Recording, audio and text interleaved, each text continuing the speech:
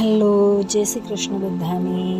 તો આજે ફરી મારા મહેંદી ક્લાસમાં તમારા લોકોનું સ્વાગત છે. તો બધાને કેવી મજા આવે છે પ્લીઝ કમેન્ટ કરજો. આજે આપણે શીખવવાના છીએ બેલ્ટ, જે રનિંગમાં, જે સાઇડસ મહેંદીમાં આપણે બધા લોકો યુઝ કરે છે તે વાળા જ હું તમને આજે બતાવવાની છું, જે તમે રનિંગમાં યુઝ કરવાના છો તે બધા.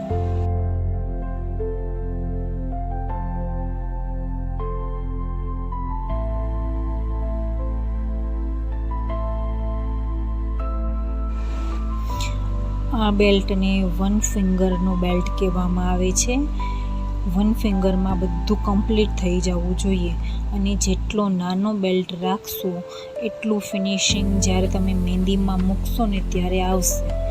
એટલા માટે ખાસ ધ્યાન રાખવાનું કે નાનો જ એટલે કે વન ફિંગરમાં પૂરો થઈ જવો જોઈએ.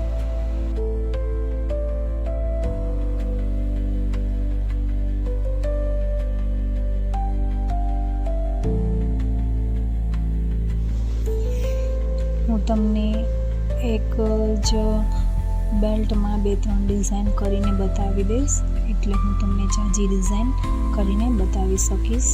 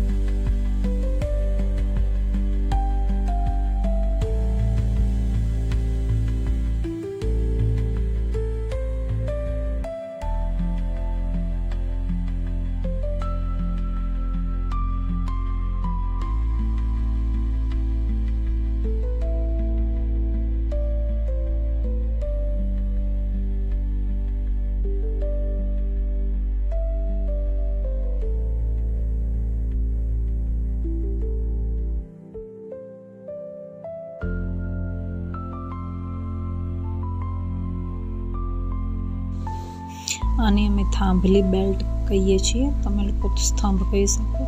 આમાં તમે સીધી પણ લઈ શકો છો, ક્રોસમાં પણ લઈ શકો છો, અને આવી રીતના વી આકાર દઈને વચ્ચે ડોટ પણ બનાવી શકો છો.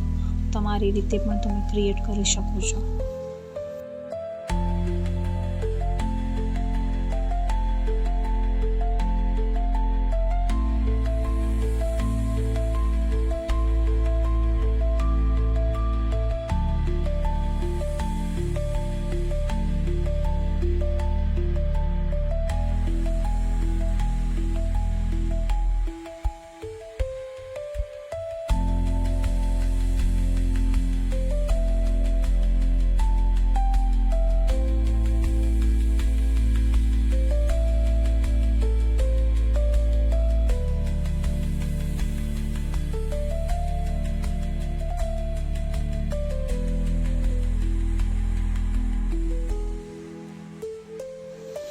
આ બેલ્ટમાં એલ આવશે, જેમાં તમે એક સીધો અને એક ઊંધો એલ લેવાનો છે, જેનાથી આ બેલ્ટ પરફેક્ટ બની જશે.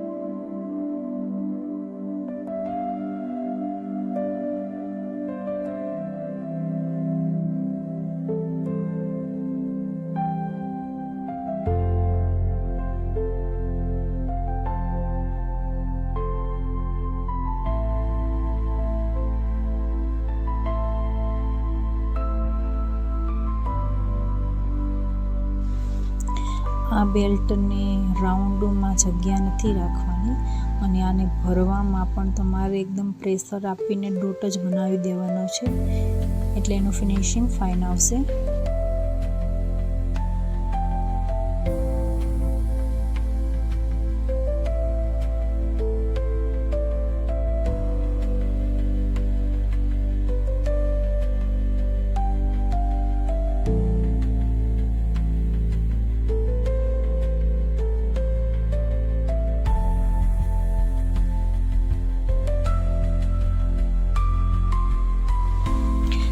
જે બેલ્ટ હું તમને બતાવી રહી છું થોડું ડિફિકલ્ટ છે, જેની ઇઝી સ્ટીક છે ઊંધો આઠડો કરીને તમે બનાવવાની પ્રેક્ટિસ કરશો એટલે તમને ફાવી જશે ને આવડી જ જશે.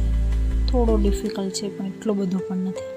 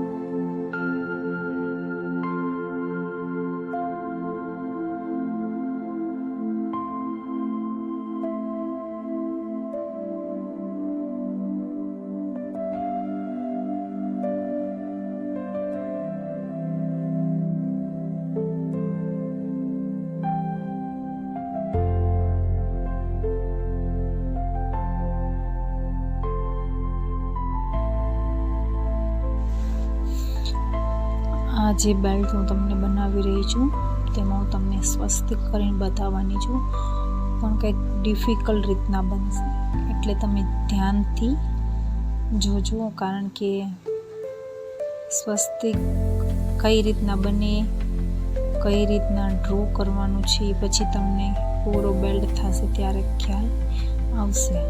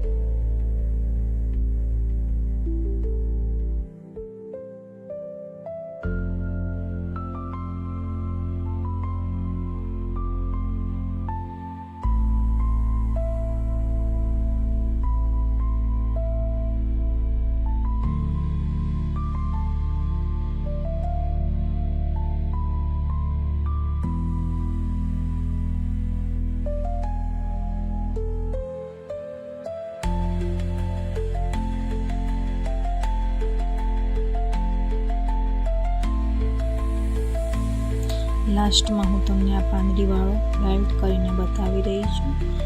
તો આજના માટે આટલું જ. ફરી મળીશું. બધા લોકો મને કમેન્ટમાં જરૂર કહેજો કે તમને મારી ડિઝાઇન કેવી લાગે છે, અને પ્લીઝ શેર કરજો જેથી ઘણા લોકો સુધી જ્યાં સુધી નથી પહોંચતી, જેને જરૂર છે ત્યાં સુધી પહોંચી જાય. તો આવજો. Bye bye. જય શ્રી કૃષ્ણ.